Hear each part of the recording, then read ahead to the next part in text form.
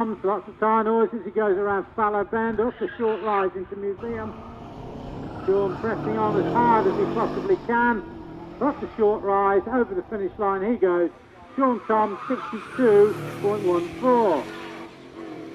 So John Pick, after a little lock-up coming into Triangle, onto Cedar Straight. We now look out for Tim Higgins, Tim the Taxi, in the Vauxhall-powered Westfield. He too has a little lock-up into Triangle.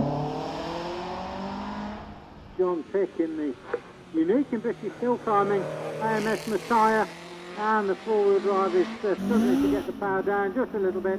John Pick's finish time is 61.24 in the AMS.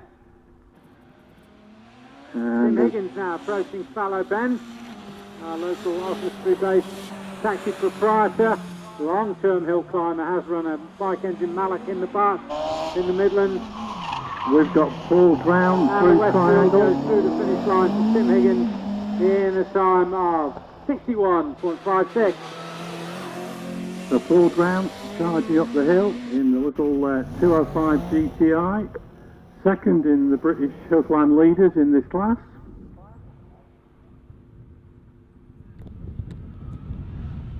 And here comes the very, very quick Southwest-based Peugeot 205. Car number 757, that's Paul Drowne. Andy Fraser down into Triangle. In a time of 56.68. Andy Fraser, the Aston Martin Vantage, already through Triangle, heading towards Keepers. And now on to Cedar Straight. And as Andy Fraser heads up Cedar Straight, we look out for Laura Wardle in the Porsche 911 Carrera.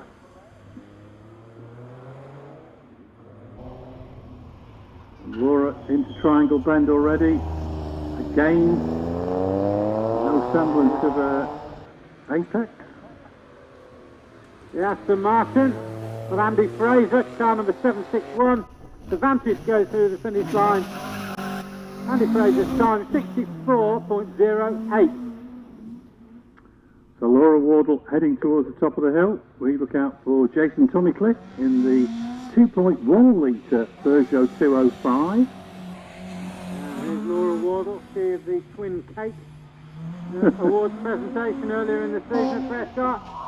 Laura through the finish line now in the time of 65.19 at the end of their 35th year in the car together. Jason Tunnicliffe, all arms and elbows through Triangle. He's charging up the hill already. And I think Jason Tunnicliffe is the last car in the class. Quick Peugeot. And this is number 766 at the top of the hill. That's Jason Tunnicliffe. And Jason over the finish line with the 2.1 litre Peugeot in a 58.76. Not only... Batch, fellas. Yes, that's the end of the batch. Thank you, Eddie. Any chance of you passing on a message that the feedback speaker isn't working, so I can only hear you off the hill, so I can't quite hear what you're saying, which is a blessing, sure. Well, hopefully Roger Still can pass that information on.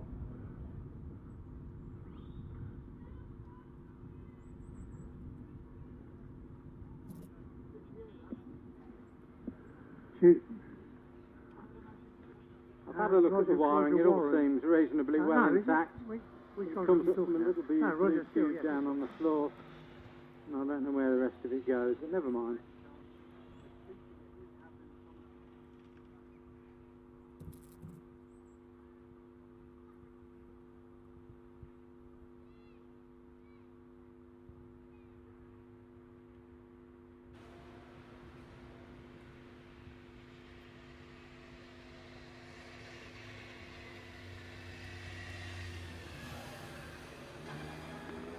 Right, the car's heading back into the paddock.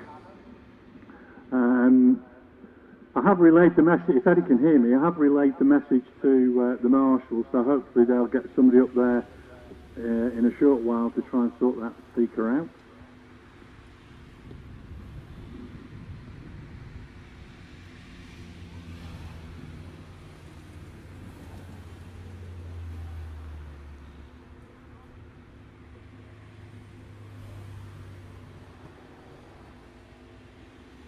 As I say, unfortunately, I can't really hear clearly what you guys are saying, so we'll just have to play it by ear.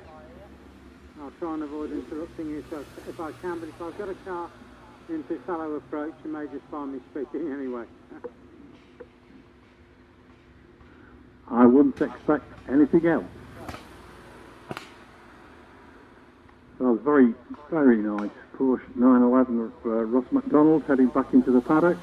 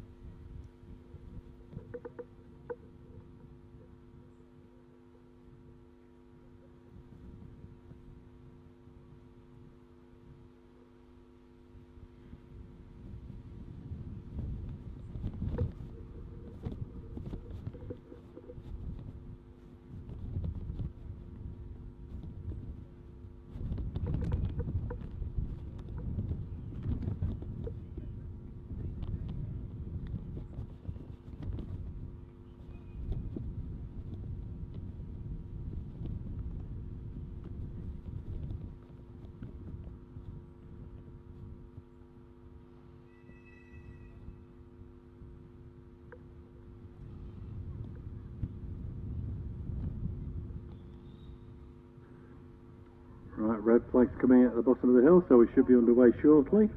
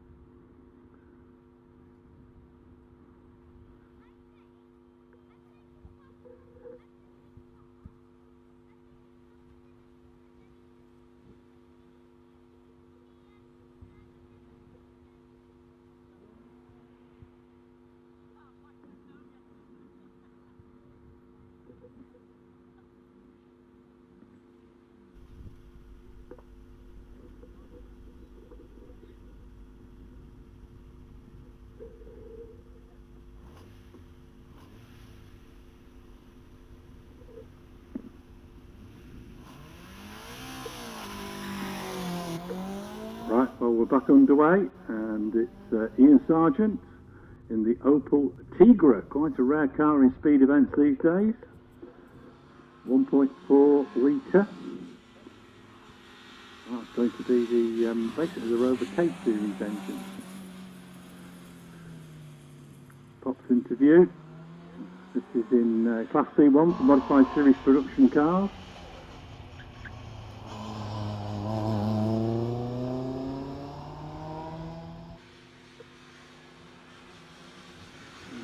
Racing through the lower part of the hill onto Cedar Straight and away from the start line, number 46, Andrew Russell in the Evergreen Janetta G15 with the 1120cc Hartwell Imp. Here's Ian Sargent in the little Opel Tigra. These cars only ever sold as an Opel, not a Vauxhall. Brings the car up towards the Sat Museum. Andrew Russell already and into... final rise goes Ian Sargent, and the finish time is 71.85. Andrew Russell already onto Cedar Straight. We've got Gavin Neat charging down into Triangle in the Peugeot 206. Three wheels his way through the corner, now into Keepers.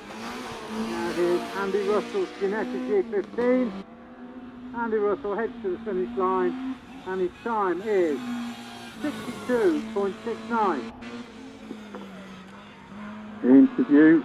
And a spin off onto the ground to the right of Fallow for one of the Wests. So number 47 is, sorry, for Gavin Neate, isn't it? Yep. And it's Gavin Neate, he's going straight into the finish paddock in the reverse direction. So he's pointing in, having just gone past the rescue unit. So I'll keep quiet now. Brad Drowne, meanwhile, in the Citroen AX has been red flagged, I think probably just as he went through keepers, so hopefully they'll get him up to either get him up to a place where they can turn him round or maybe even take him to the top of the hill, and we'll see him in the next batch.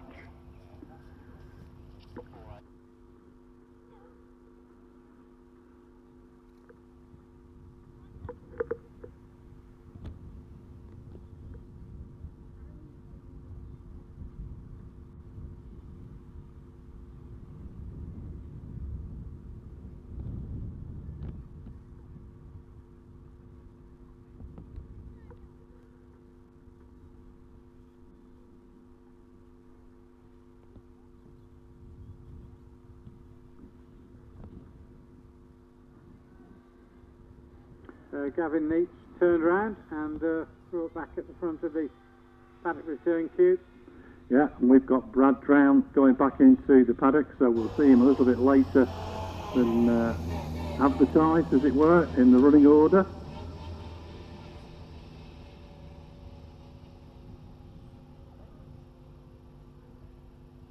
Okay.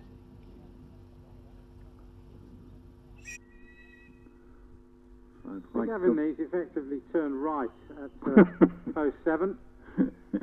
I've seen that more than once.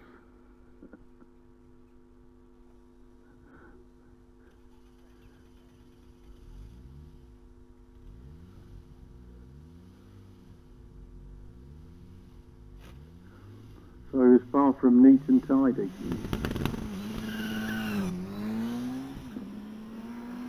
So we're back running again, and it's Eric Moray in the little Hillman Imp 1 litre turbocharged engine.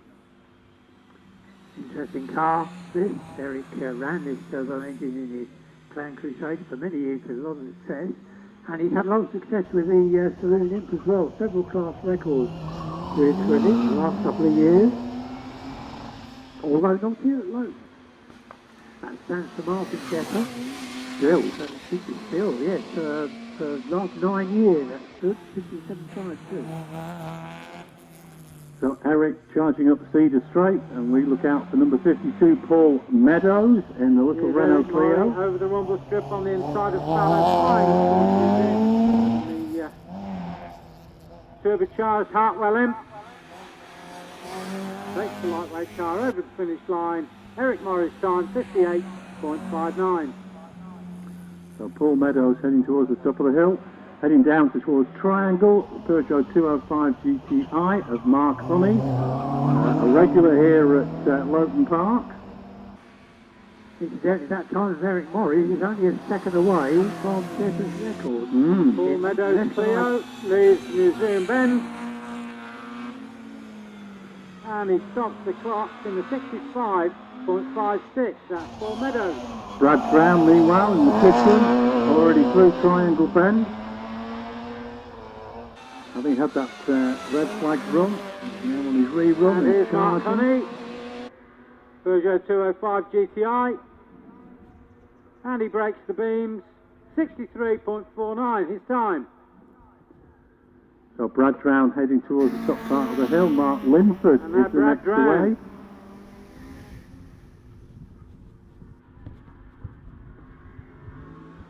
Car number 48 stepping back a class. And Brad Drowne, 58.65 was his time. So he's just over a second away from the Martin Depper class record into Triangle at the moment. Number 54, Mark Linford in the Ford Fiesta 1.7.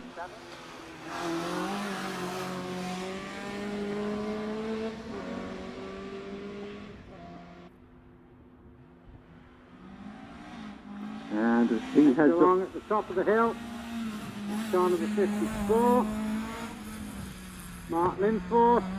Steve Bailey comes into view. 1700 engine under the hood. Heels over. He pushes on out of museum. Mark Linforth's time is 62.12. Steve Bailey back in the Mark 1 Escort, having been campaigning the Peugeot 205 for most of the season. Now Steve Bailey bringing out the Old Faithful Ford Escort.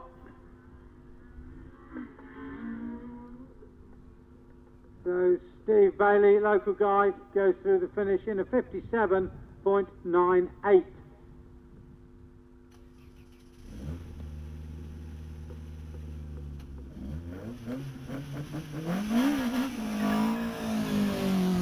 And away from the line, it's number 56, Darren Balster, in the Peugeot 205. Painted in Peugeot Works colours. Very nice little mob prod. Pops into view at Fletcher's Dello.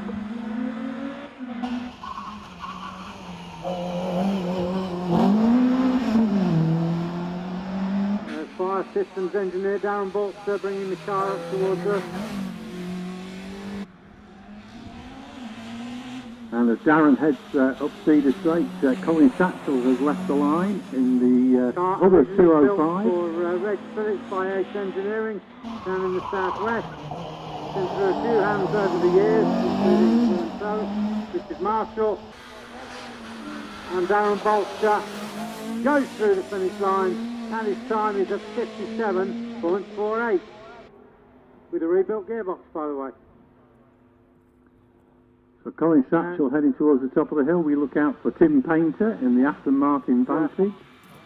Colin Satchell, class record holder elsewhere, but of course it's Paul Drowne in this same car that holds the class record. And Colin Satchell records a 55.59. So Tim Painter into keepers with the Vantage. And as he heads up the hill, away from the start line, Gary Morgan in the Vauxhall Chevette. Tim Painter in the rumbling Aston Martin Vantage, built for race only. This was only ever hill climbs, bought brand new by Tim and Andy Fraser a few years ago. And Tim Painter, 61.93 for his final practice run of the day. Gary Morgan with the Jerry Marshall Vauxhall Chevette heading up towards the top part of the hill. We look out for Jonathan Williamson in the Porsche 911 Carrera that he shares with Laura Wardle. Pops into view at Fletcher's Dello. Here's Gary Morgan in just about the last Vauxhall Chevette in Hillclimb captivity. That's the last little stroke over the top of the rise. And Gary Morgan records a 62.21. Jonathan Williamson then on to Cedar Straight with the Porsche 911. We've got Carl Stevens popping into view now. This isn't a Volkswagen Golf as per the programme. It's a Mark II Ford Escort. Jonathan Williamson now, the Irish-born, then Cornish, now Somerset-based driver, finishes in a 63.45. So Carl Stevens in the Escort heading towards the top of the hill. Tom Reeves is away from the start line in that 2.1 litre Peugeot 205. His old faithful Ford Escort today instead of the Golf GTI.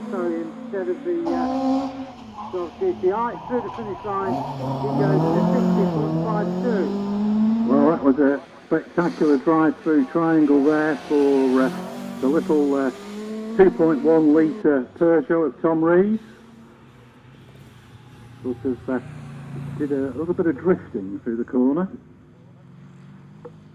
And we've got the rumbling TR-78 and Nigel Elliott. Tom Reeves now. You've already seen the car in the hands of goes to Sunnycliff, and 57.35 for Tom Ridge, 57.35. As Nigel Elliott rumbles his way up to the top of the hill, we've got Powell Howells in the very, very quick Sports 911 RSR. So here's Nigel Elliott in the TR7.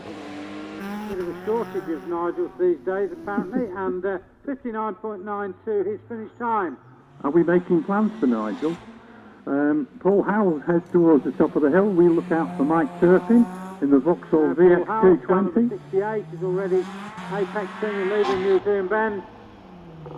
We'll see a time for him in just a moment, and it is 55.6. Paul Howells.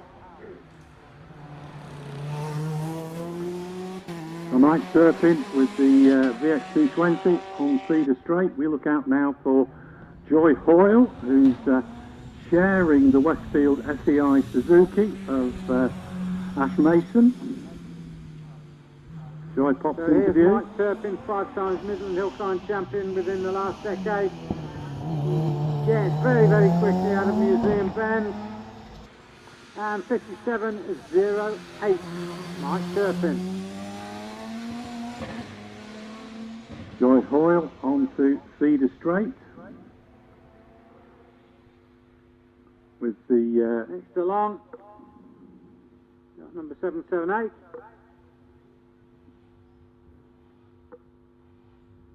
This is Joy Hoyle.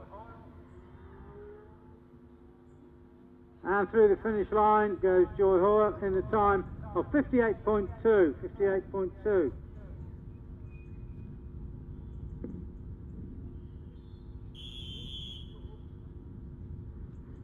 Should be the end of the batch, guys. Right, what's happened to Graham Manton then? Yeah, just waiting to be waved away from the finish paddock. Right.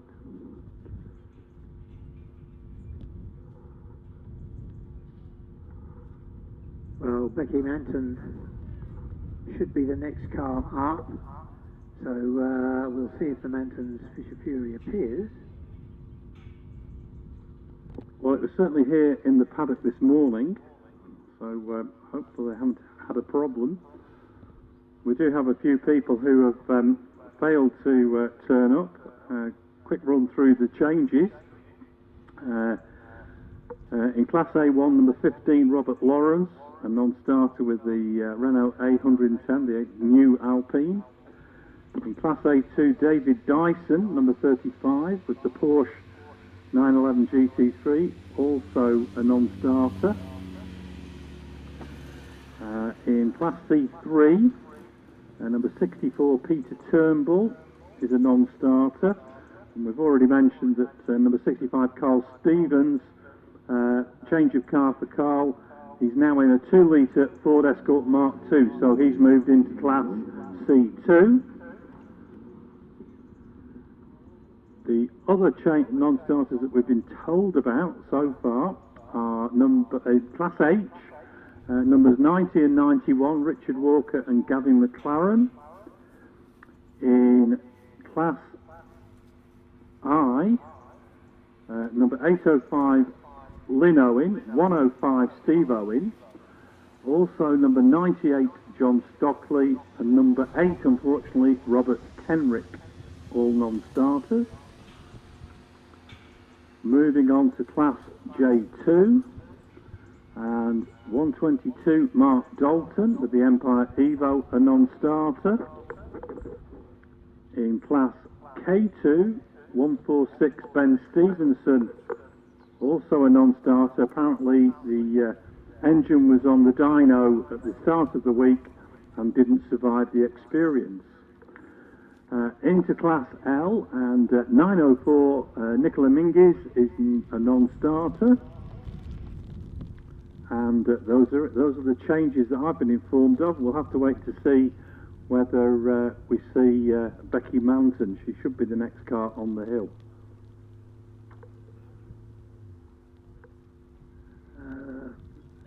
So Carl Stevens has obviously changed class. So the main group now returning down the hill towards you guys.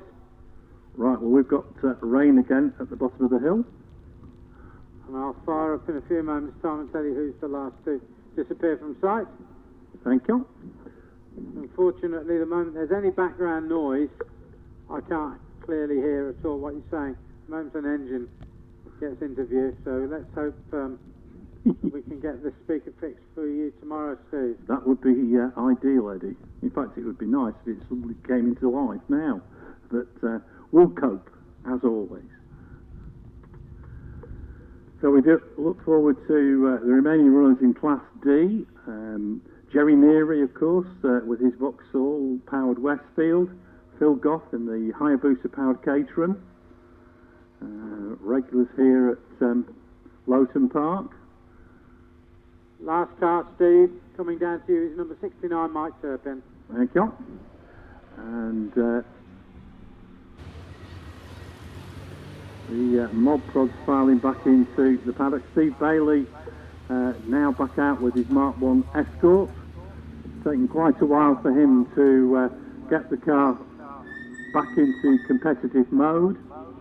And as I said before, in the meantime he's been driving the Peugeot 205 GTI.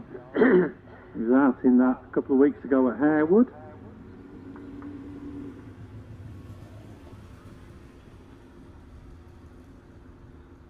We now have a bit of a traffic jam heading back into the paddock.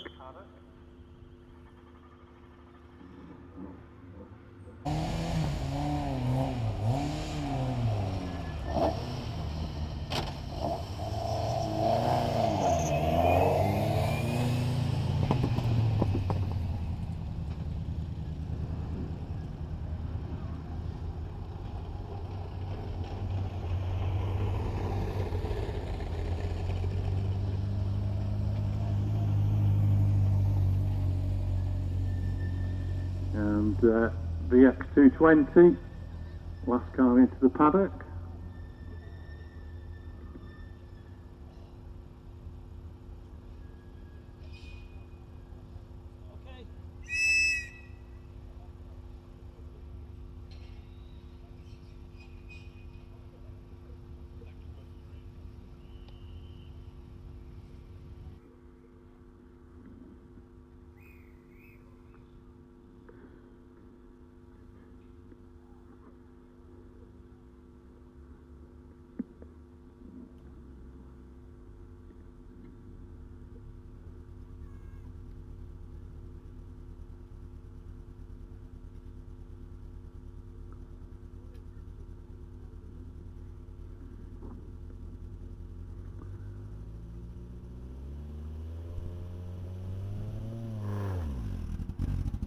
And it is Becky Manton on her way, so maybe Graham decided not to take his third practice run. This is the Fisher Fury, runs a 1.8 litre Ford Z-Tech engine. And Becky been sharing this car with her father for a few seasons now. One of the big advantages of hill climbing and sprinting, of course, is that you can split the cost between two by sharing cars. And Becky's already threading her way through keepers onto Cedar Straight and away from the start line. Phil Goff, the Caterham Hayabusa driver, Liverpool Motor Club member, rounding triangle. Becky Manton arrives at Fallow, up the slope into the off-camber approach to Museum. Accelerates as hard as she can, and Becky Manton finishes in a 57.05. Dropping into view at the moment, Ray Law in the Caterham 7 Vauxhall.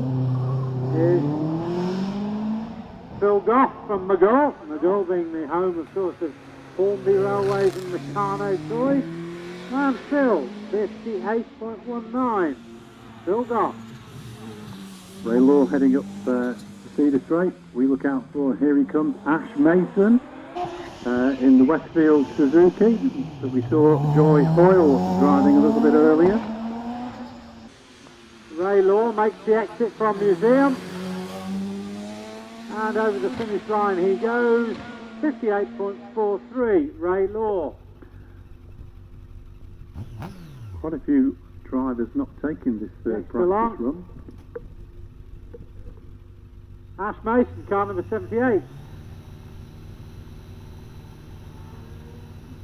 And Ash through the finish line now in a time of 53.76. Away from the start line is Simon Jenks from Wrexham with his Caterham S3 Suzuki. He's very, very close to Andy Griffith's class record on a couple of occasions. Big lock-up coming into Triangle, takes a scenic route on the upper side of the course, but gets around the corner. And Simon already on to Cedar Straight. We now look out for number 81, Martin Watts in the Silver Riot. Martin pops into view. Here's Simon Jenks. The bike-powered Caterham. Out of Museum Bend. Just a couple of seconds to go, and it's a 53.88, Simon Jenks. So with Martin Watts in the Silver Riot on the way up to the top part of the hill, Derek Kessler is away from the start line in the fantastic Maguire Mini Cooper S. Yamaha engine in the back of Martin Watts, Silver Riot, streaming away. Derek Kessler's been campaigning this car. Winds it up on that last few yards of the hill, and it's 57.7. Martin Watts, 57.7. Comes from full fast in Cornwall, so he's a regular at Loton Park and Gerson Down, of course. Very rapid space frame Maguire Cooper S. Up with you, Eddie. And we look out for Graham Lokes. Here he comes in the Lola T492 with the Porsche engine. The ever busy Derek Kessler and the Maguire Mini. He's been up here virtually every weekend of this year. And it's a 59.12, Derek Kessel. So Graham Lokes heads towards the top of the hill with the Lola. Away from the start line, Christian Mineeff in the Hillbeam MP43 with the 2.8 half. Here comes Graham Lokes in the Lola Porsche. Christian Mineeff pops into view. Through the finish line, Graham Lokes 59.28. 59.28. Christian Mineeff, meanwhile, gets round Triangle on this occasion. He went straight on his second practice run. Now on to Cedar Straight, charging up towards the top of the hill in Ray Rowland's Philby. Christian Mineeff now. Former Ferrari racer, former SPA Judd racer. And Bouncy Away from the scene for at least 15 years.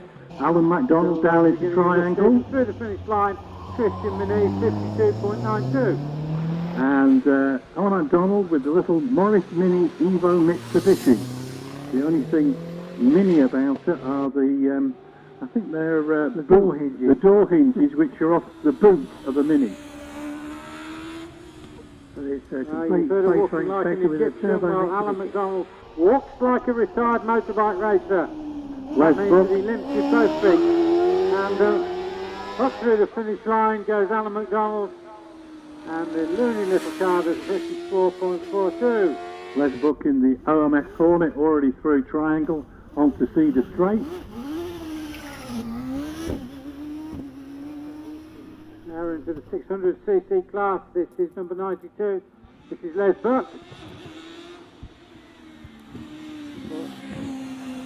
OMS very late built, the last of the OMS Hornets to be built. We've got the Yamaha powered car of Les Buck goes through the finish, 58.87. We've got Richard Summers having just gone through Triangle in the DJ Firehawk.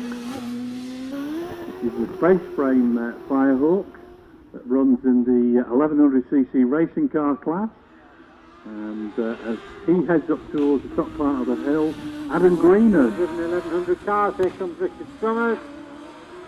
He's jumping from car to car at this end of the season in the DJ Firehawk this weekend. And it's a 50.89. Richard Summers, 50.89. Adam Greenen, meanwhile, already on to Cedar Straight with the Empire Evo 2. We'll see his brother in the car a little bit later. Adam Greenen around Fallow Bend, coming up the short straight to the curving straight into Museum. Back end of the car, dodging about all over the place. Adam Greenen's time 50.53. Popping into view any second now should be number 803, Mark Lauren, sharing Harry Pick's OMS 3000M. Mark campaigned OMSs for quite a few years. He's been doing the Javelin Sprint series of late with a Radical, but now looking to come back into hill climbing. He's on to Cedar Straight already and heading up towards the top part of the hill. Watching out for Mark Lawrence, here he comes. In the space from OMS into Fallow Bend. Now up to Museum, 4 or 5 seconds to run. And Mark Lawrence, the 1999 Leaders Champion, finishes in a 56.46, 56.46. And I think that might be the end of the batch, Eddie. Yeah, it ought to be the end of a batch with 805 scratched. I'll let you know who the last car weighs in a couple of minutes' time. Thank you. Red flags are out, so yeah, should be on a recall. Yeah, first set of cars that we should see when we get the next batch rolling are the remaining cars in the 1100cc class. But as I said before, unfortunately we've already lost number 98 John Stockley, 105 Steve Owen, and number 8 Robert Kenrick, all non-starters.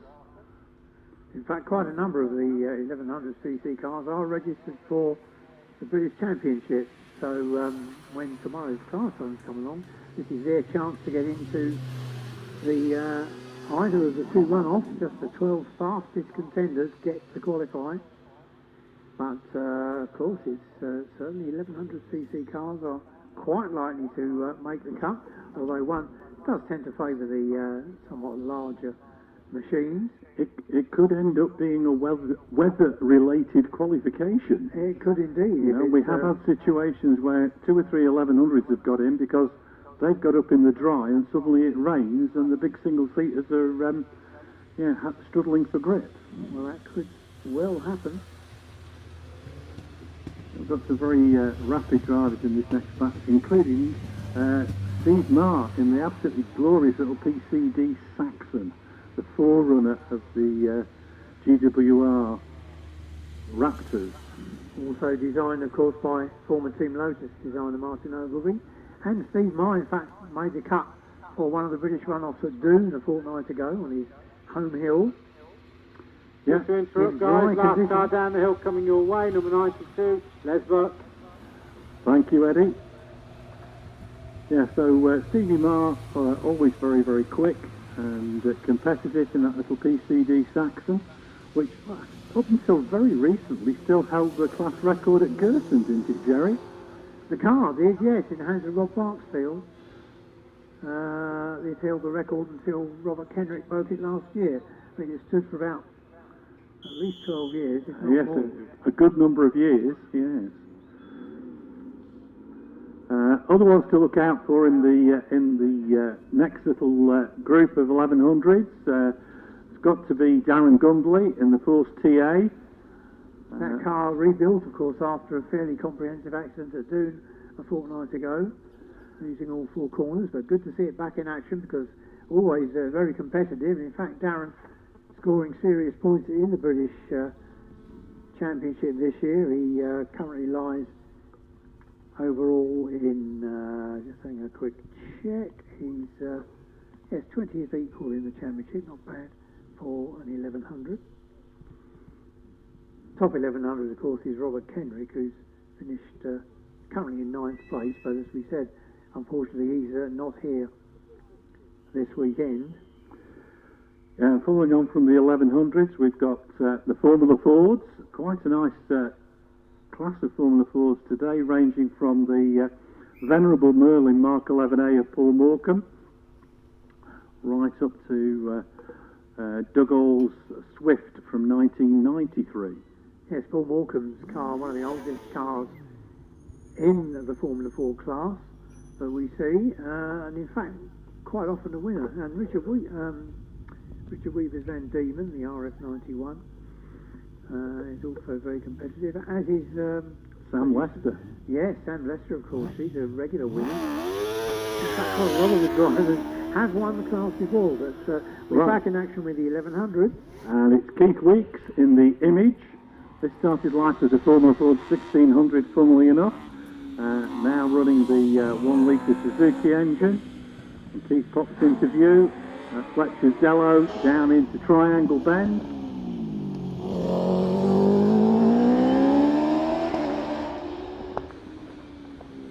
Sweeps through Keithers and heading up towards the top of the hill. Keith from Strichen, up near Aberdeen. Next car on the hill, pops into view, David Tatham in the OMS Hornet. Now here's Keith Weeks, the man from Scotland, originally from the southeast of England. Been up there for many years working for Aberdeenshire Council. And Keith Weeks finishes in a time of 55.05. David Tatham heading to the top part of the hill. We look out for Jim Spencer in the 1988 Formula 3 Reynard. Tatham's car kicks right out at Fallow Bend and he heads towards the finish. And the time for David Tatham, 50.07. For Jim Spencer in the Kawasaki powered Reynard heading up Cedar Straight. No other car has left the line as yet, but it is Steve Marr next on the hill with the PCD Saxon that we were speaking about. Number 97, Jim Spencer in the homebrewed Reynard, built by him and his brother Dave a few years ago. The Kawasaki engine in the back streams over the line, 51.96 Jim Spencer.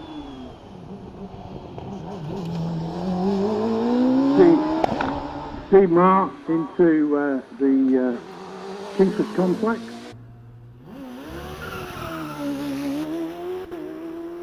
And as Steve Marr heads up to the top of the hill, Darren Gumbley is en route. Steve Marr in the Martin Ogilvy design PCD Saxon coming up towards Museum Bend. Back on the gas. Up the rise goes Steve Marr, and he finishes in a 51.85. Darren Gumbley driving the Ford PA like a go-kart through Triangle, already onto Cedar Straight. Darren Gumbley was driving it like he stole it on his first practice run this morning. It's Darren in the car up towards us here. On methanol, that's the disc on the rear wing end plate, tells you that, and through the finish line. Darren Gumbley, 50.05. Debbie Dunbar in the Firehawk through Triangle, set FTD. I think it's Chelsea Wiltshire this year, didn't she, Eddie? That's right, yeah. This Debbie just hit the class record here in the Firestorm back in the beginning of August. Debbie Dunbar through the finish line now. Her time is a 49.03. Andy Greenen down into Triangle.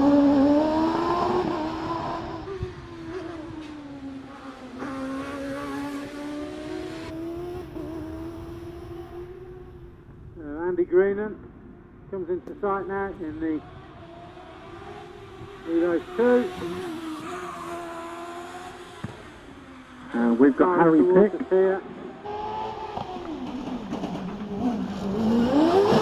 Heavily on the gas out of Museum Bend, and Andy Green's time is a 51.61. Harry Pick already through Triangle onto Cedar Straight in the OMS 3000M.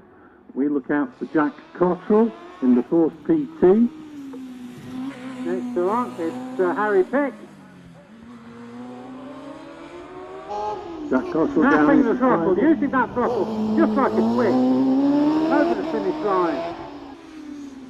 50.3 for Harry Pick, 50.3.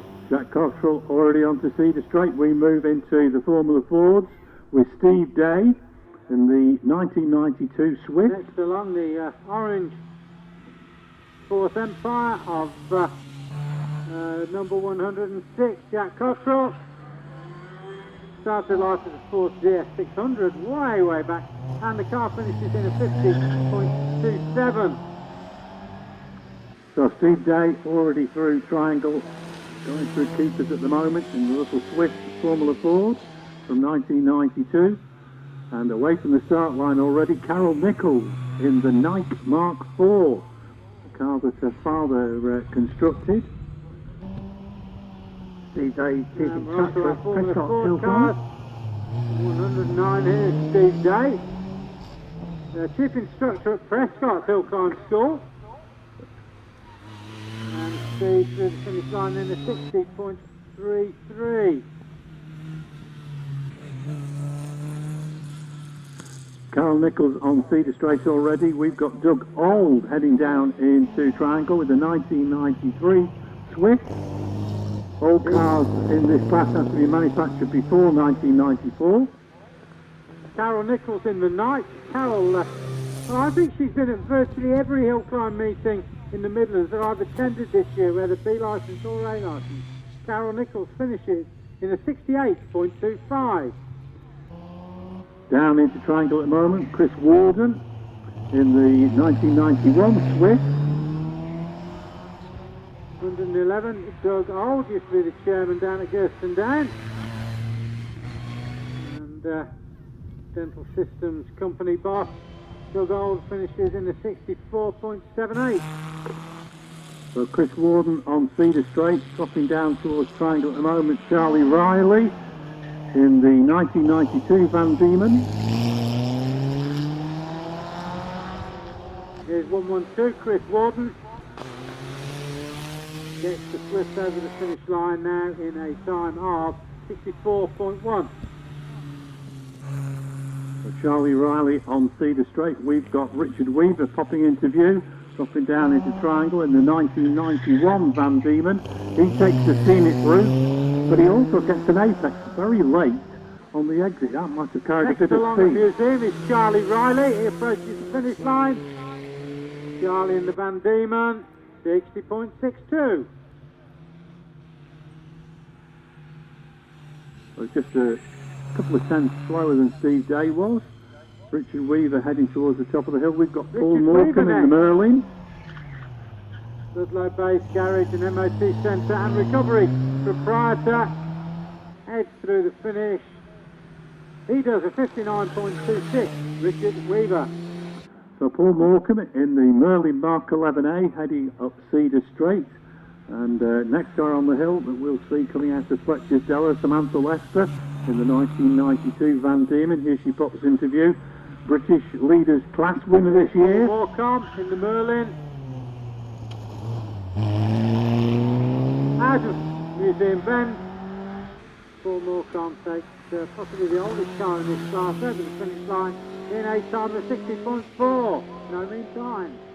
So Samantha Lester, last of the Formula Fords, heading up towards the top part of the hill. As yet, Sam nobody Lester left the line. Around Fallow heavily over that rumble strip on the inside. The only penalty there is it makes you see double.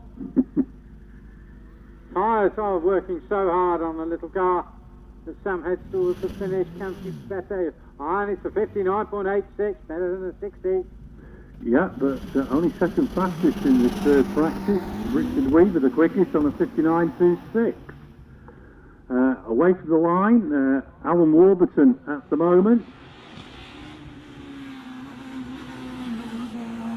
This is the Bill GR59, the ex-works car that he shares with his son David. Allan neat and tidy through Triangle. Already through keepers. Looking out for the tall fellow, Big Warby. He'll be with us any moment now. Hear the engine roaring. Here he comes into Fallow Bend. Nicky Cottrell comes into view. Eyes into museum. Looking on, have some fresh tyres on, you know. Ready to take the block. Now he goes through the finish line in a 50.53. Nicky Cottrell in the Pilbeam MP82 with the Millington engine already onto Cedar Straight. Hey, that proves just what a great time that was for Sam Lester at the end of that Formula Ford group. 8:32 now. This is Nicky Cottrell. Nicky Cottrell finishes in a 57.19.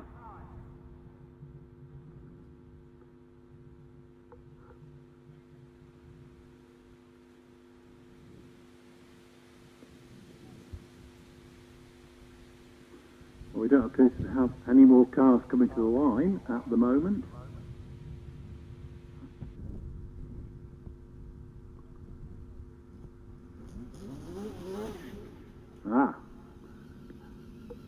To paraphrase the Chelsea Walsh commentator, sounds of inactivity.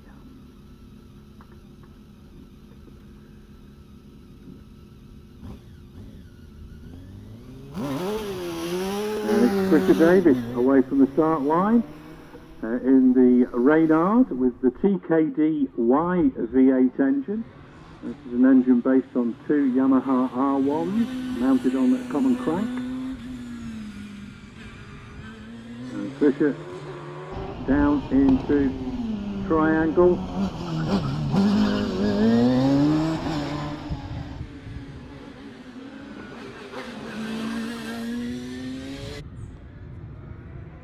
Already on to Cedar Straight and away from the start line, Olivia Cooper in the 4th CA.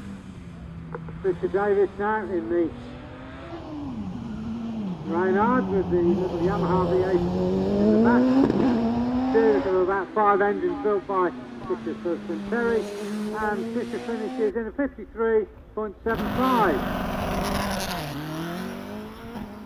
So Olivia Cooper heading towards the top of the hill. We look out for Bill Morris. Back to 1600 cars, 58.19 Olivia Cooper, the 4th CA. Briefly held the ladies' record here at Loton Park from June and July, and then lost it to Debbie Dunbar. 50.79 the time there for Olivia Cooper. And in fact, Olivia took a new ladies' record at Doon Hillclimb a fortnight ago. In fact, took it in the second class round and improved on it in the second No, Bill Morris. We've got Nicola Dearden at the bottom of the hill. The venerable Bill. Retired potato farmer. She's eaten a very famous brand of Walker's crisp. She's eaten some of the potatoes in all likelihood. 58.31. Bill Morris, 58.31. Nicola Dearden, meanwhile, in the Gould Dallara, heads towards the top of the hill. Here's Nicola Dearden. I'm sure I heard Jerry mention that recently, a couple of weeks ago, paid her first ever visit to compete at Doon. Survived that one. Yes, and the ex-everybody Dallara goes over the finish line in a time of 62.75. Significantly, that Dallara set the original 2-litre record at Doon in 2003 in the Hanky Mansfield, and that time was only beaten a fortnight ago by Jonathan Farley.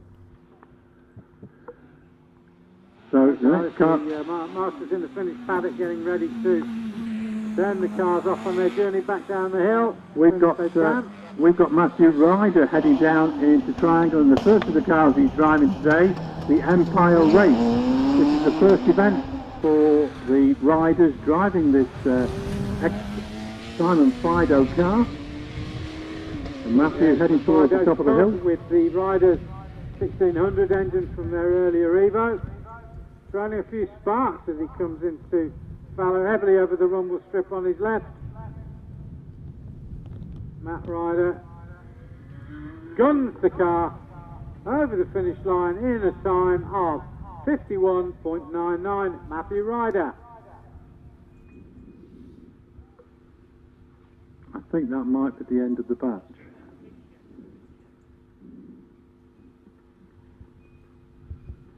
Yes, I think you're right there, Steve. We're just waiting for the flags to go out to close the hill.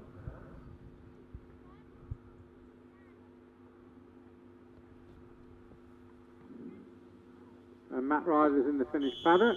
Yeah, and the red flags are now out, so... Yeah, we're going to start rolling them back, and in a few moments' time I'll let you know who the last car is away and just disappearing from our sight. Right, thank you. So we've got the remaining runners in the 1600cc class to see. They'll be the next ones up, including Zach Zammit from Malta in the Empire race, Einan Price from Darkest Wales in the Force TA, and David Warburton, who's already got the Leaders Class win in his back pocket in the Gould GR59. And David's certainly a man to watch because he's almost certain of getting a number for next year's championship. He's 10th in the British Championship this year. Also qualified top for the opening run-off at Doon last weekend in the 1600 Gould Suzuki. The same chassis, in fact, in which Sean Gould took a win at Doon a couple of years ago for the first time in 20 years. And also, coincidentally, in Scotland because his first win was at Fintray. For those of you who remember that. Oh, I remember that. Yes, and in fact David Warburton is 10th at the moment on 44 points in the British Hillclimb Championship, and I don't think, no, in fact he can't possibly catch, we could possibly catch Robert Kenrick, but it would take an exceptional performance from Dave in the two run-offs tomorrow. So mathematically it's possible, practically I doubt it really.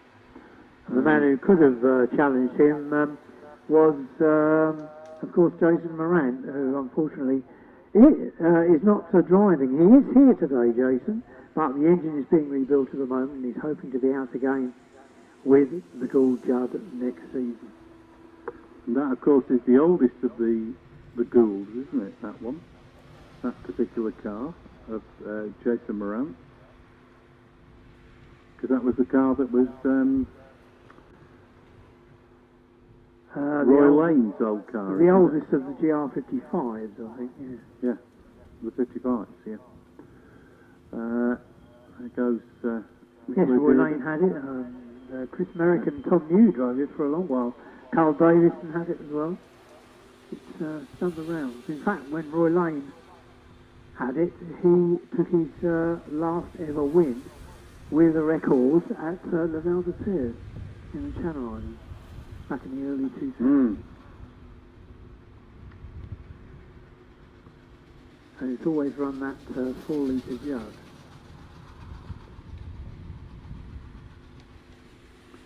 And after the 1600s, we're going to get the highly competitive 2-litre class on the hill. Remaining runners in that. Look out for Paul Tinsley in the Delara Vauxhall that he's recently acquired. We've got George Bleasdale in the sonorous Pilbeam, and Tim Elmer in the Delara YV8, and of course Jonathan Varley, class record holder, and also Hillclimb Leaders Class winner this year in the 2-litre class with his GWR Predator. And he's the highest runner so far in the Midland Championship in 7th place, and he's also registered for the British, so he is the most successful championship-wise driver in that 2-litre class. And as we said, he got a new 2-litre record at Doon a fortnight ago. Yeah, and poised, I would have thought, to move up a place in the overall Leaders Championship, which would make it a GWR 1-2-3. Would indeed, in the absence of Stephen Moore, he would almost certainly move up if all goes well tomorrow.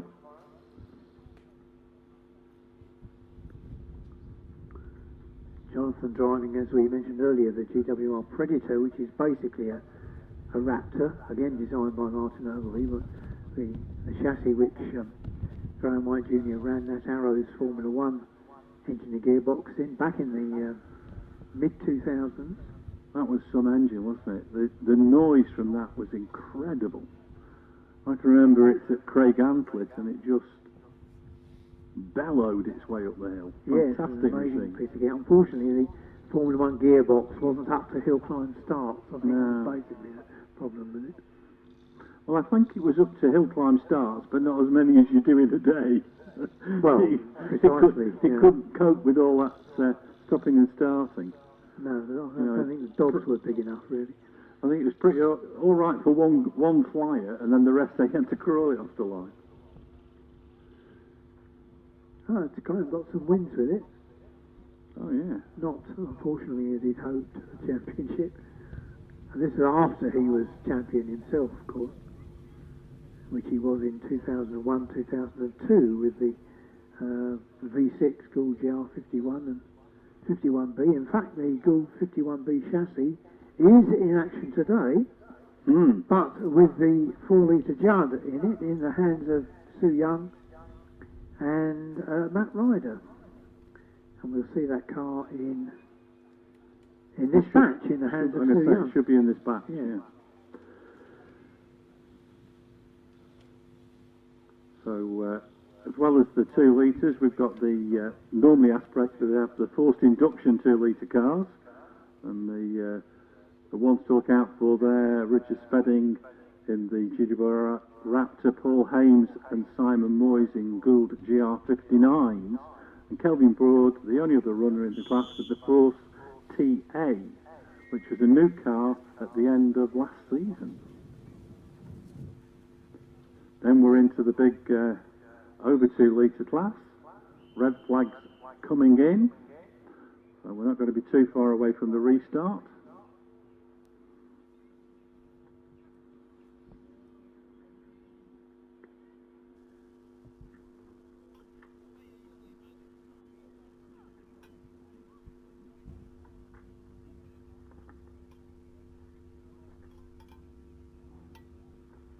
And we should be restarting with Mike Andrews in the OMS Suzuki CF04 from the 1600cc class. He's scheduled to run next.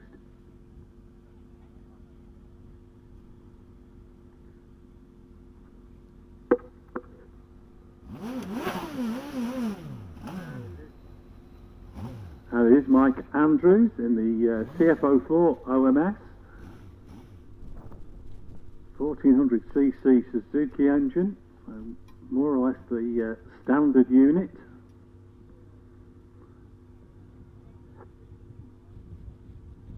And had a problem at the start, I suspect, because we've got 8.49 for the first 64 foot and no vehicle approaching, so I suspect Mike has had a problem at the launch.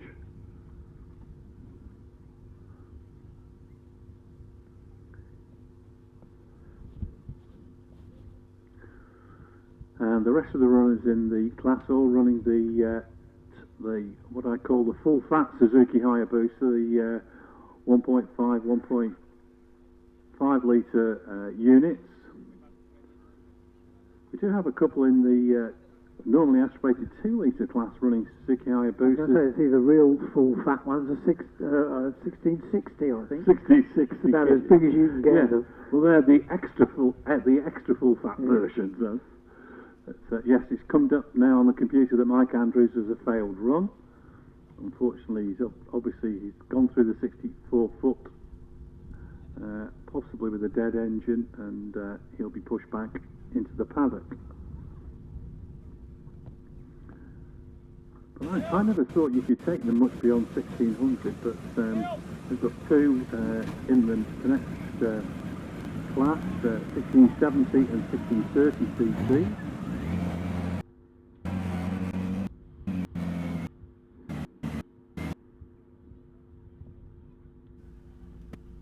And then the, of course, K2, they're all Suzuki Hayabusas, either supercharged or turbocharged.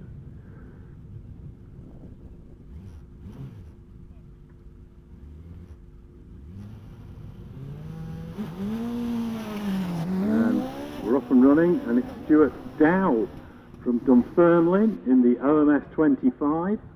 And Stuart Dow got the Peter Speakman Award at Doon. Oh, right. Best prepared car. Yes. Yes. Ah, yeah, here we go. looking very much like a Red Bull Formula 3 Dallara, but it's not. It's an OMS 25. Stuart Dow on Cedar Straight already. He's going to be followed on the hill by Nicholls from Plimpton in the OMS 28. Stuart down there in the ex-Charlie Smith Guernsey, originally Guernsey-based OMS 25. And Stuart, the guy who introduced Wallace in the hill climbing, of course. And a 53.75 for Stuart Dow. Neil Cole's heading up Cedar Straight, popping into view at the moment. Steve Morgan in the Empire Evo, rounding Triangle. Heavy racing for Neil Cole at Fallow Bend. Almost thought he was going to come to a standstill there, but he's through the finish line now. Neil Cole's 53.48. Steve Morgan heading up towards the top part of the hill. We look out for the Flying Scotsman. It's Les Much from Aberdeen, former Scottish Hillclimb Champion in the GWR Raptor. And Steve Morgan through the finish line, 51.07. And as Les Much charges up towards the top part of the hill, away from the start line goes Zicky Zach Zammit from Malta in the Empire Race. The man from Aberdeenshire with those ginger whiskers that they call fruskers around their neck of the woods. Wheelhouse finishes in a 48.1. Oh, Zach Zammit already into and out of the Essie, charging up Cedar Straight. British Hillclimb Champion and airline pilot, I think, Steve. That is correct. And as he disappears from our view, we should be seeing Einem Price. Former Maltese Hillclimb Champion, bringing the very quick Empire Race out of Museum Bend, and he goes to the finish, 47.96. That's a quick one. Einem Price already through Triangle with the 40A. This car started life as an 1100, but then moved up into the 1600 class.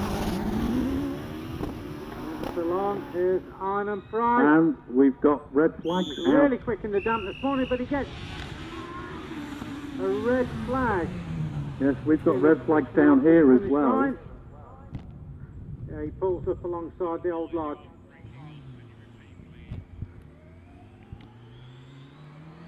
Of course, David Warburton just more or less coasting down the hill. We'll go straight back into the paddock.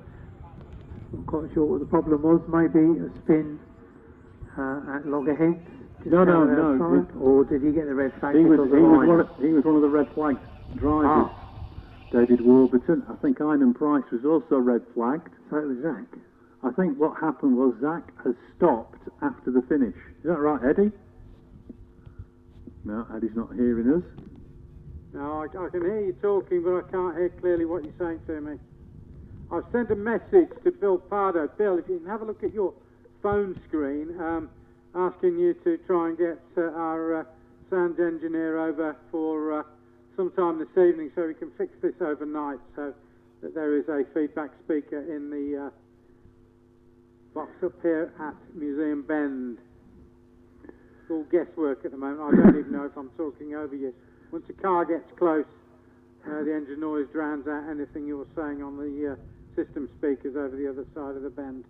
Well, yeah, it is very awkward. You're actually giving out facts which we've already said, but as you can't hear what we're saying, it's understandable. I can now, but the moment the noise levels on the hill go up, it's gone. Yeah, well, a message has been sent to the sound people, and they are going to look at it overnight. So hopefully it'll be resolved tomorrow morning. Probably just a wire off somewhere, you know what it's like. Probably the badgers have been under the box, who knows? It won't be the first time. It's either the badgers, the moles, or the rabbits. Einem Price has gone on his merry way. Let's see if I can see him in the finish paddock. Yeah, he's at the back of the queue there now. Quite whether he's going to get a restart, I don't know. We shall find out later.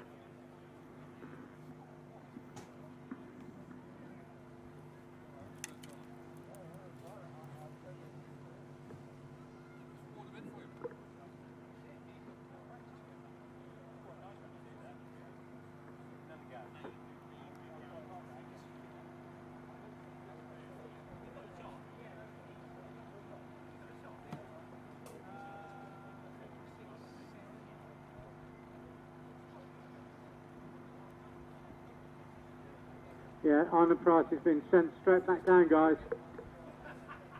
But yeah, the Stuart Dow car, that's one that I used to see regularly on Guernsey in the hands of Charlie Smith and Justin Smith, who used to run, you may recall, a rear-engine Mallock.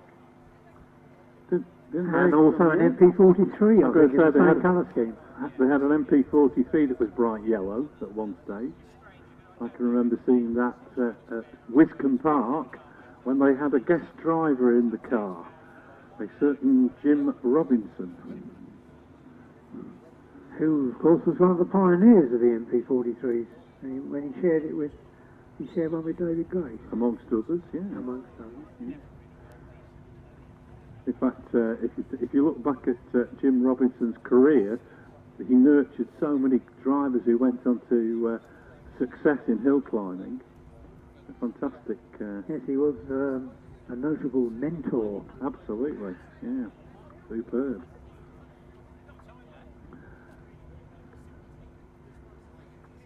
But there was one amusing incident, I think, when he had a phone call after a particularly nose-bashing Sunday at Shelsley.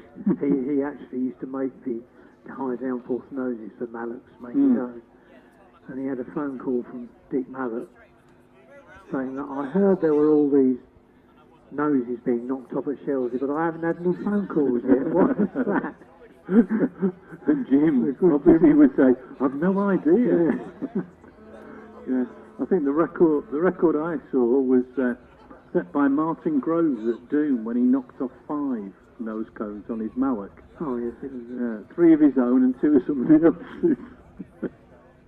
So it was really, they were almost disposable, weren't they, the nose cones on Mallocks? Yes, very easily dislodged. Deranged. That's usually the driver, isn't it? That's deranged. Well, but yes, there were some stories about because Jim had a Mallock that started life as an ordinary clubman's car, and then they put a Hart engine in it. Yes, he had a Hart engine, as did Richard Jones. Yeah, and I can remember a story about. He used to drive it with Charles Wardle, in fact. That's right, yeah. Charles Wardle first, and then David Grace. And when he was driving it with David Grace, and they put this Hart engine in, the exhaust was on the other side of the car compared to most Mallocks. And they'd left this little stubby bit of exhaust poking out on the wrong side. So David used to take it to noise test, point at this stubby bit of exhaust, and then rev the Hart as hard as he could, and it would just about register on the noise meter. And do you remember who his sponsor was written on the side of the car? Oh, well, that's a good question. Something like Keystone, was it? Something? Alno Kitchen. Alno Kitchen, yes. Yeah, Alno Kitchen. Who they were, I don't know, but... it's like Nosmo King, isn't it? Yeah.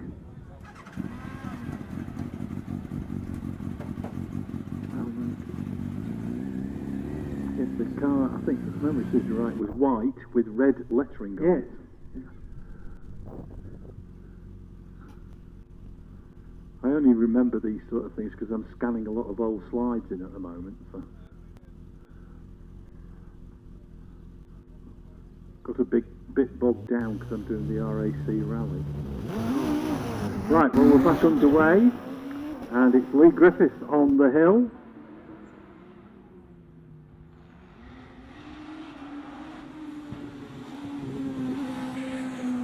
Number 129. I think this is an extra runner in the class. This is the RMS 25 with the slightly enlarged 1670cc engine. Racing up to number 129.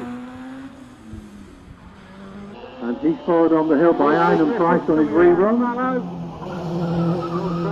Sparks on that short shoot uphill into Museum Bend. From the undertrain, he goes through the finish line. Lee Griffiths, 49.53.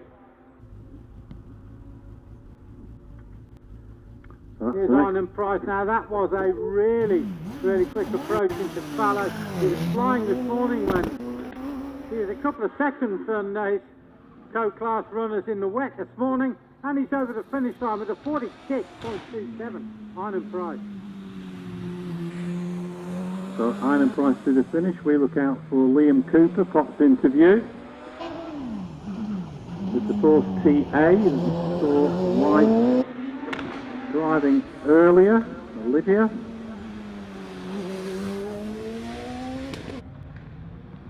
And Liam on to Cedar Straight already. We look out now for Ian Tucker from Newquay in the OMS 28. This is the another of the 1670 CCs. Number 119. Liam Cooper this time. And their family force TA goes through the finish. 53 seconds exactly. 53 precisely. So as Ian Tucker heads towards the top of the hill, Caroline Ryder is away from the start line with the Empire Race.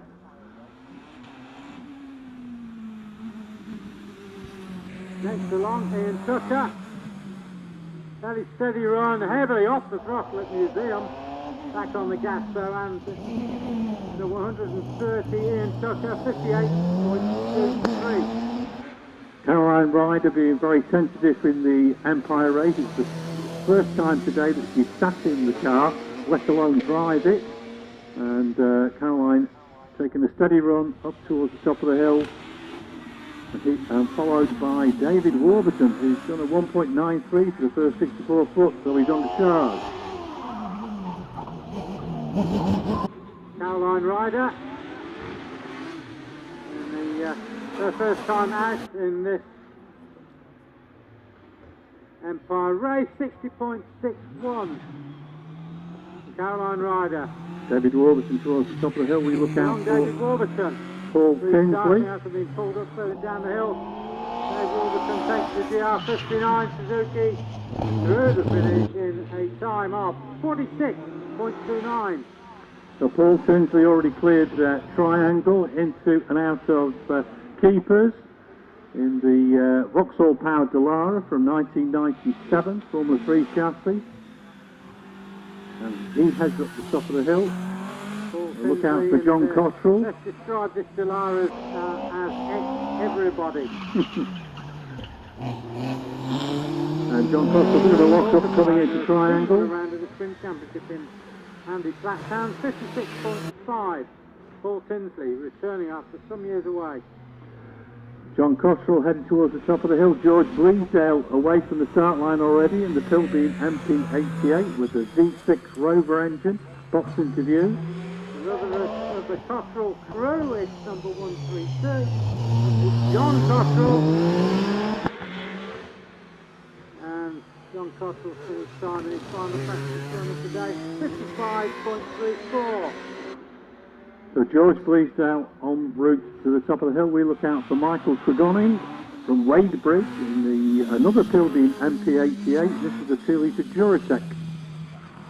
Here's George Bleasdale, one of the oldest of the Pilbeam MP88, still looking pretty much as it did when it left the Pilbeam factory in Bourne all those years ago. George finishes with a 55.46. George Bleasdale. Mike Tregonning en route to the top of the hill. Andy Bougourd from Guernsey in the fourth PT. Tregonning now, the Ford Duratec powered MP88. Bit of a moment for Andy as he came out to Fletcher's Jello. Mike Tregonning, the retired Ford dealer, 51.18. So Andy Bougourd from Guernsey heading up towards the top part of the hill. 1630cc Suzuki in this one. And Joshua Moss pops into view. Andy Bougourd, car kicks around as it leaves fallow. Tyres on the limit. And Andy Bougourd through the finish line in a 52.47. Joshua Moss on to Cedar Straight with the Dallara. This is the XP18 car. And we look out for the Reynard with Terry Davis at the wheel. This is with the YV8 in the back. Josh Moss, this car's people's hands over the years, like a few of these Dallaras. And Josh Moss through the finish line in a 53.43. So So with Terry Davis on the hill, we look out for Tim Davies in the Pilbeam MP88 with the Millington engine. Terry Davis at Museum. Apexes opens the car up again. Terry Davis' time 52.6. So Tim Davies heads towards the top in the Pilbeam. We look out now for Tim Elmer in the Dallara from 1999. The Jaguar apprentice from the late 1950s. Would you believe? Through the finish line now. Get a quick driver into the 50s. 49.58. Tim Elmer on to Cedar Straight with the TKD powered Dallara. In the Elmer now in a Dallara, another powered by the Terry Davis Yamaha R1 base V8. Andrew Henson through Triangle. Screaming away as Tim Elmer finishes in a 50.60, 50.6. Andrew Henson heading up towards the top of the hill on the Gould Dallara. This car modified by David Gould's concerned for Leon Bachelier. Andy Henson left his braking late. He ran over onto the outside strip going out of Fallow Bend. And finishes in a time of 50.06. Andrew Henson. Just off the line now, Jonathan Varley in the GWR Predator with the Ford VDG engine. British Leaders class champion this year in the car, down into Triangle Bend. Holds the class record here at Loton Park. A little bit deep into the second element of keepers, but onto Cedar Straight. The into fallow approach for Jonathan Varley in the original Predator, looking so different from its debut on display at Doon way back in September 2004. Very different car these days. Over the finish line goes Jonathan Varley, 48.33. Sue Young through Triangle now in the Gould GR51 with a 4-litre Judd V8. Sue used to hold the ladies' record here at Loton Park.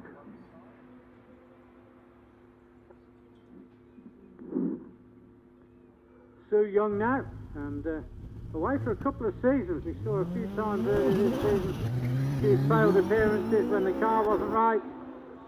Sue pedalling the car on now, and it's a 52.31. We now look up towards Fletcher's Dello for Bernie Kevill in the OMS 28. This one runs the unique TKD SV8, which is basically two Suzuki Hayabusas. Bernie been campaigning this car with Simon Andrews for just over a year. Charging up towards the top part of the hill. And Bernie Kevill now. A bit of a moment this morning down at Museum, down at the Triangle Bend in the Dam. Only just got away with it. That's a little better approach for him at the Museum. And Bernie Kevill, 49.77, sub 50. Down into Triangle, Andy Coley in the GR55 with the Cosworth V6 2.5 litre engine. Had a go at two of the flapper posts here at Triangle, but didn't unhinge either of them. Coley brothers have been campaigning this car for the best part of 14 seasons now.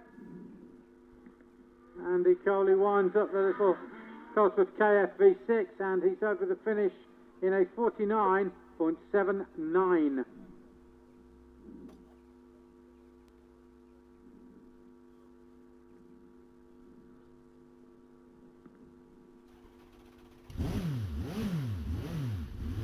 We have another car starting to rev up and move forward to the start line. And it's Sandra Tomlin in the Pilbeam MP97 4-litre Judd V8 engine.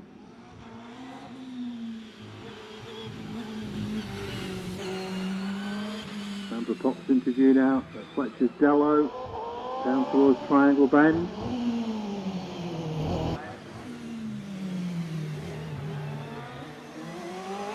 into and out of keepers and onto Cedar Straight.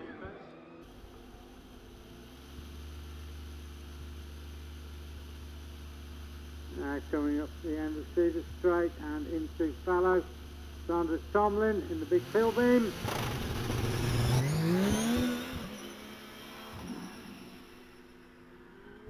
Sandra opens the car up and she finishes in a time of 54.4.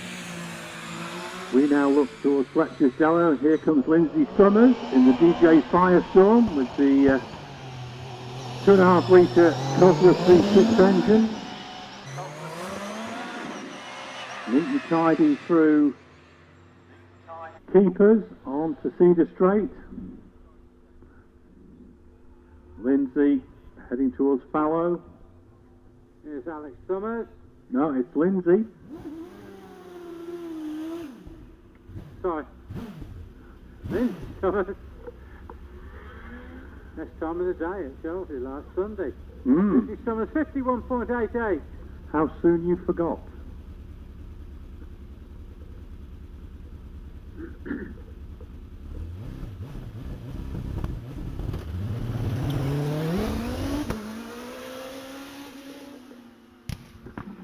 Tom New next up, having a guest drive in the car effectively he built, that he's certainly been looking after during his successful career.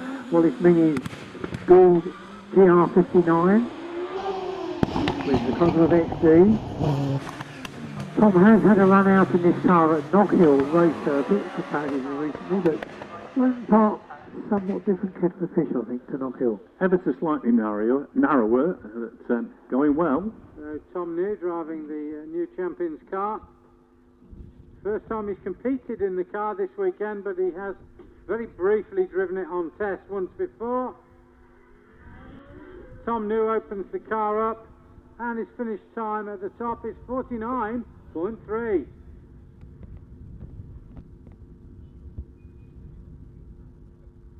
And I think that's going to be the end. Yes, it is. Red flag's coming out. So those cars end of a batch, guys. At the top of the hill will be turned round and sent off. Again, when the last car goes away down the slope, I'll tell you which one it did. Thank you very much. And nice, entertaining little group there of the over 2 litres to finish that batch off. And we'll see the rest of the class shortly. The cars there to look out for. James Baxter in the ex-Tony Marsh GR55. Matt Ryder in the Gould GR51, which he drove, I believe, earlier this year. Did he drive it at Drowne, Jerry?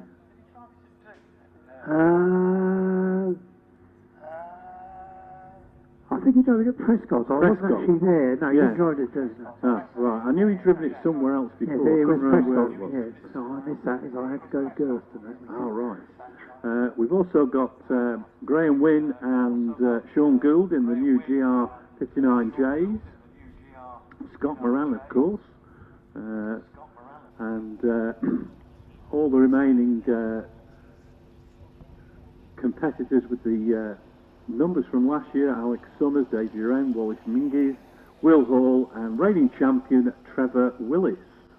And you mentioned James Baxter. He's been driving this ex-Tony Marsh, Tony Wiltshire GR55 Gould Cosworth for a few seasons now, but of course he's an accomplished, unlike anybody else in the class, an accomplished vintage car driver, classic car driver, and of course I think the Gould Cosworth is a slightly different kettle of fish to an ERA, which is that's right, quite often seen in. Yes, I've seen him driving ERA and also a Reilly with an ERA engine in it, which he's competed in. I think all the ERAs had Reilly engines in them. No, this was a Reilly with an ERA. This is a Reilly with an ERA engine. So it would have been a Reilly engine, probably. No. It was one with ERA cylinder heads on it. Of course, he's also looks after quite a lot of vintage cars for other competitors in the VSCC. So competes in that championship as well. Staunch member of Huddersfield Motor Club, was he? Yep. Is he a Liverpool Car Club member, Steve? I don't think he is. I don't think he's been over to Aintree. We'll have to get him over there with the Gould. Give John Graham a run for his money. And of course he broke that famous long-standing record of Roy Lane's at Scamenden, didn't he, last year? Yes, he did. I think he broke it something like 6 times in the day. Yeah. Well, it has stood since 1975 or something. I know. It was an old one. One or two people who got very close to it, I think, in the 1100s. Yes, I think Dean Sketchley's been close to it a couple of times. We also had Ian Scott, I think, got to within about half a second of it as well. So we've had 2 or 3 1100s get perilously close to breaking it, but James finally broke that record. And that was, of course, set one weekend when Roy had competed at Barben Manor on the Saturday and then came over to Scamenden for the Sunday event, which I think in those days was a BARC. BARC, I think I actually did that event. Yeah. So it was a BARC championship meeting, national championship meeting, not just a Northwest one. It was the whole country, including, if memory serves you right, Pontypool was in that championship at one stage. The defunct hill climb in the park in Pontypool. Yes, Pontypool, South Wales, which finished in 1978.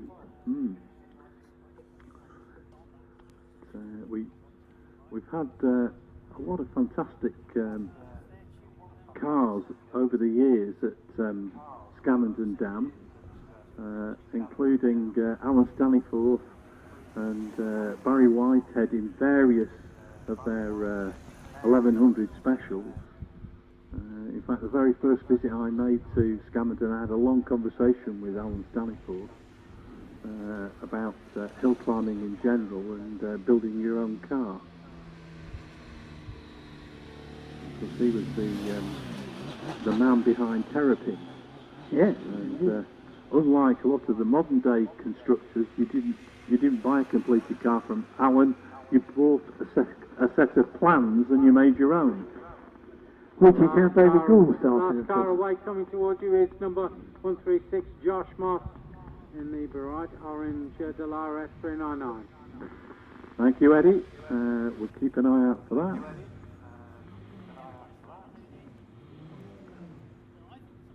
Of course, the other Yorkshire hill climb that is now unfortunately no longer with us, defunct, it was Bating's Dam, and that was an incredible little hill which comprised, now let me get this right, 3 successive hairpins followed by a 90 right. So it was tight, twisty and built for 500s and 1100s.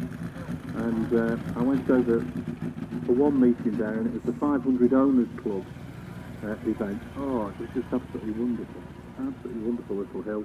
Unfortunately, the tarmac deteriorated so badly and Yorkshire Water wouldn't fix it, so we lost the hill.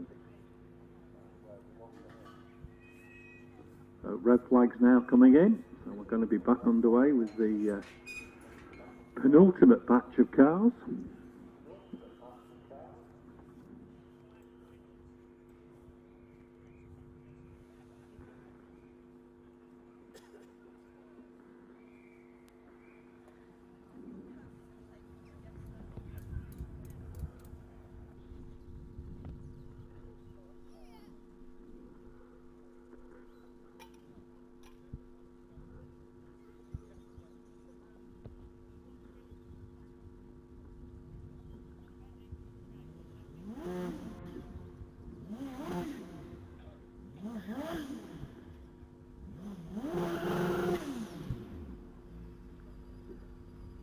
So we should be starting with the 2-litre forced induction class.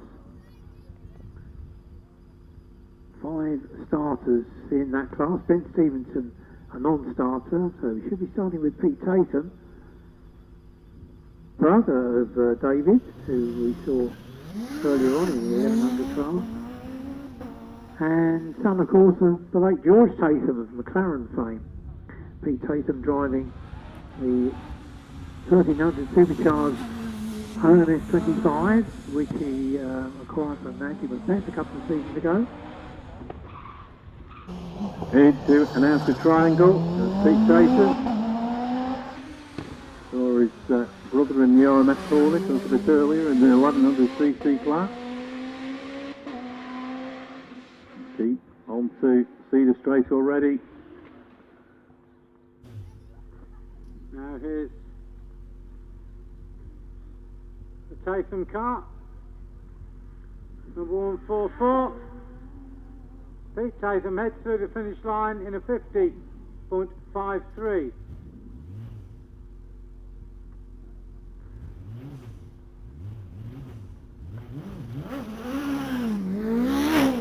Calvin Broad away from the start line with the 4th TA. Again Suzuki powered 1.3 litre supercharged. All the way from Exeter. Looking down into Triangle Bend. Calvin charging into keepers. Up onto Cedar Straight. As he charges up towards Fallow, away from the start line goes Richard Spedding in the GWR Raptor 2. Discharge force over the rumble strip on the inside of Fallow then up towards Museum. Back on the gas goes Kelvin Broad and his finish time 50.59. Bit of a lock-up for Richard Spedding coming into triangle, front end of the car juddering quite badly. 121 through the speed trap. Flying into Fallow, heavily over the rumble strip, both left-hand tyres.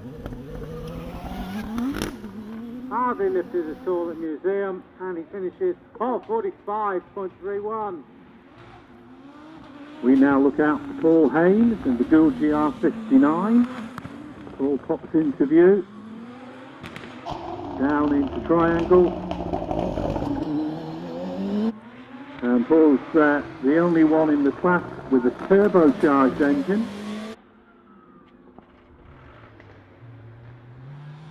He's on to Cedar Straight. And Paul Haynes. Heading our way, James Baxter. Was over the rumble strip just like this. Ryder lifts the right front tyre off the deck.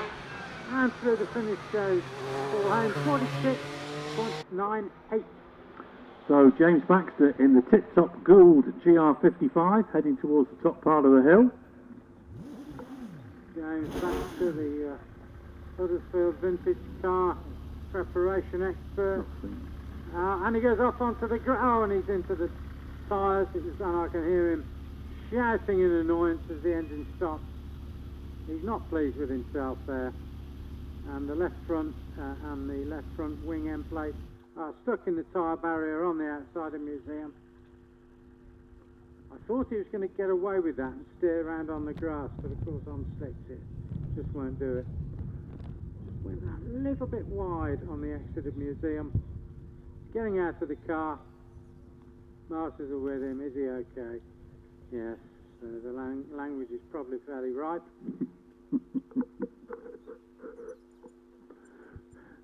It'll be forthright. Tony Wiltshire once nearly ran over me with that car at Barber Manor a few years ago, and James has done exactly the same to the tyre barrier. So I think the tyre barrier is intact with a bit of luck. Helmet coming off.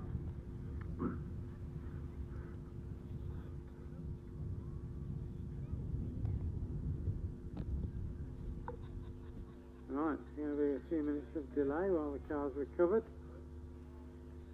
Need to see if it'll roll. It may not.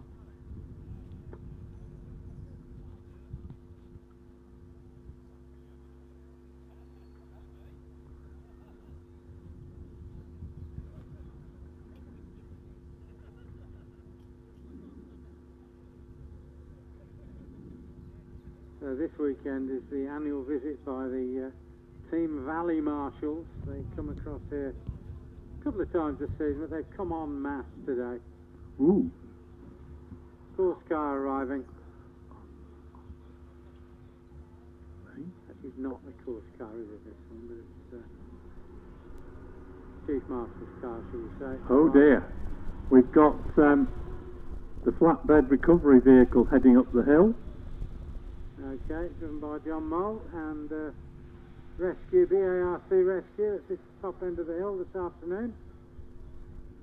BARC Midlands rescue and Midland Hillclimb Championship rescue is in place at the bottom of the hill. Yeah, we do have the Mini Cooper. Their spanners to get the nose cone and front wing out of the way. Of course. Yes, I can remember a certain driver going off at Doom and disappeared into the undergrowth. And when the recovery people arrived, the driver just said to him, well, it went in all right, so it should just tow out. By the time they got it out onto the tarmac, there was no rear wing, no front wings, and half the side pods were destroyed.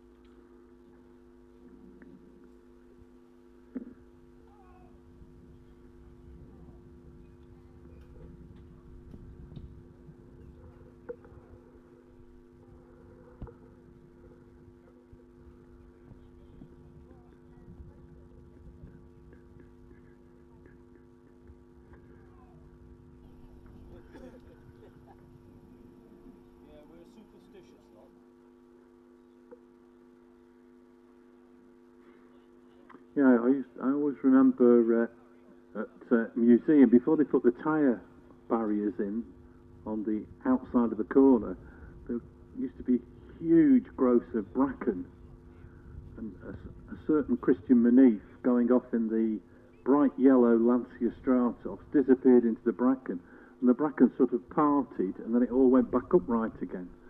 And then suddenly there's this flurry of bracken, and up stands Christian. You couldn't see the car at all. It had disappeared completely from view.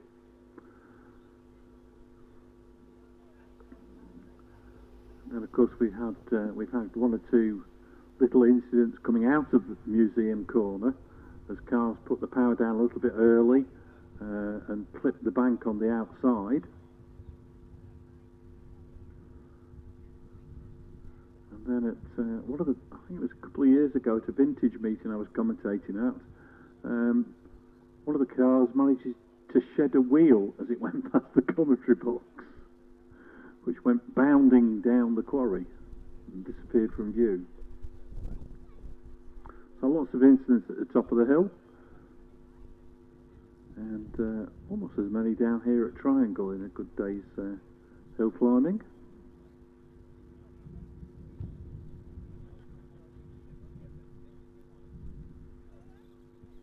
Of course, when the venue started here at Loton Park being used, the start line was here at Triangle. That initial loop from the start down back through to Triangle didn't exist in those days, but the finish went on a little bit further than it does now. It's been truncated at the top end and extended at the bottom. And in those days it was run by Severn Valley Motor Club, I think. That's it, Severn Valley Motor Club ran it.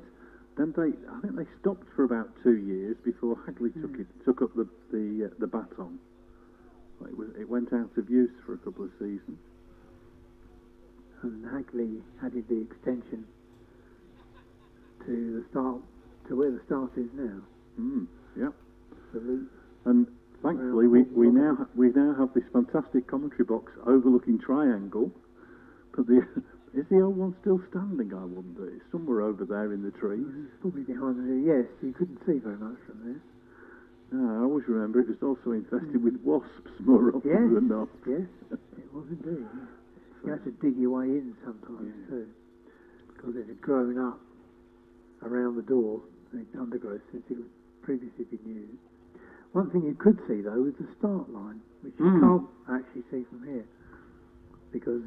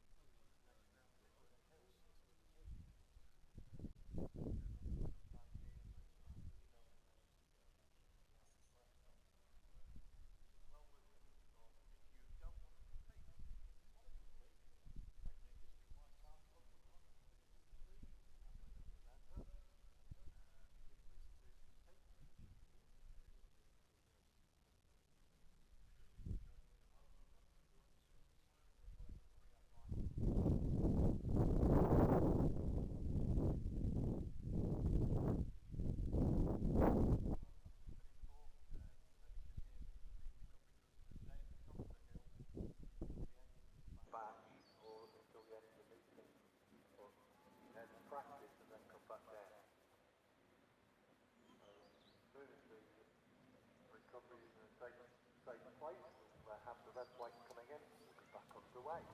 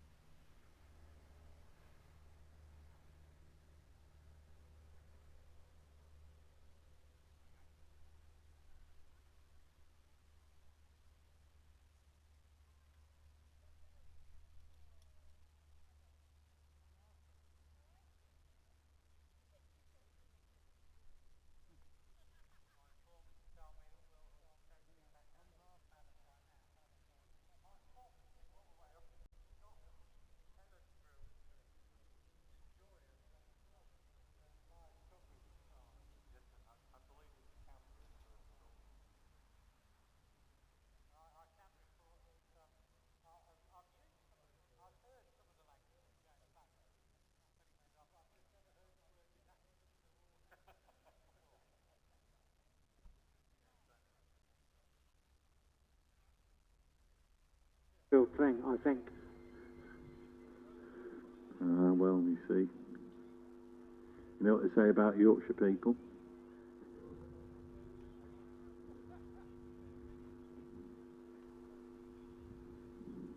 Careful, there's a few of them here. I know we're Lancastrians, but well, have to be you know, careful.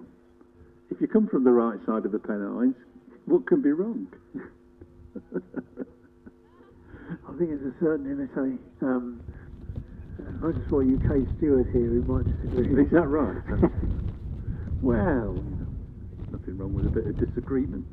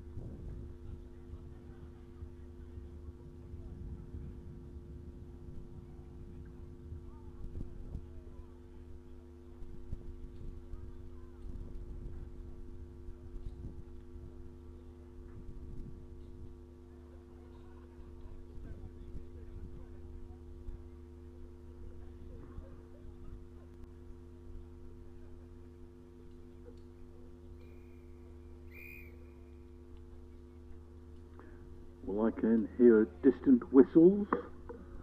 I suspect that's the red flags coming in at the first corner.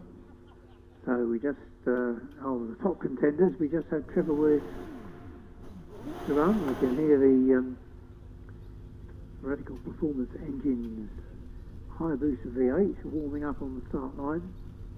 And then we'll get that distinctive launch control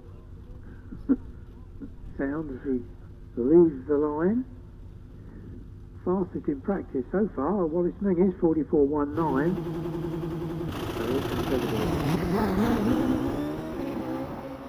Well, a little bit slower off the line than Wallace. 2.15 as opposed to 2.04. Trevor pops into view, dropping down towards Triangle, and quite a bit slower at Triangle by a second and a half.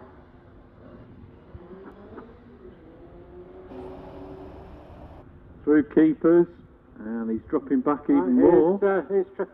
Trevor really arriving so quickly at Fallow. And super line around Fallow Bend, dealing with Museum as only Trevor knows how, and through the finish he goes in a 48.06.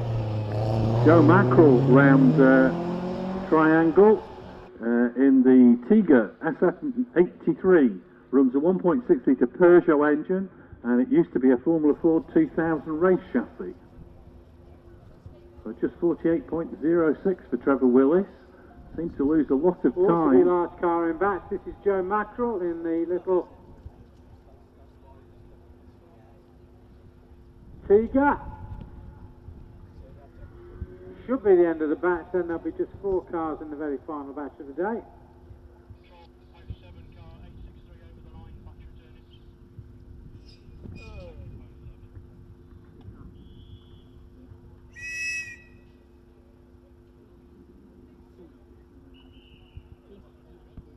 Hmm.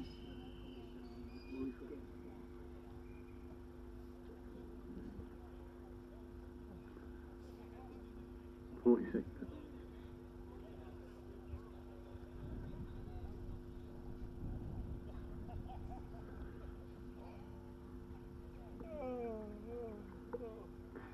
So those cars coming drivers back. returning to cars, so we'll be coming back down. They've all been gathered around that little bossy where there is a timing display and printer. And we've got just 4 more cars to run in the final batch. So we can tell you the fastest runners in practice today. Quickest on 44.19, Wallace Mineeff. But second fastest overall, 45.31, Richard Spedding. Then it's 45.50, Alex Summers. 45.64, Sean Gould. 45.86, Scott Moran. And we haven't checked this fully, but we suspect it's 46.29 for David Warburton, rounding off the top 6.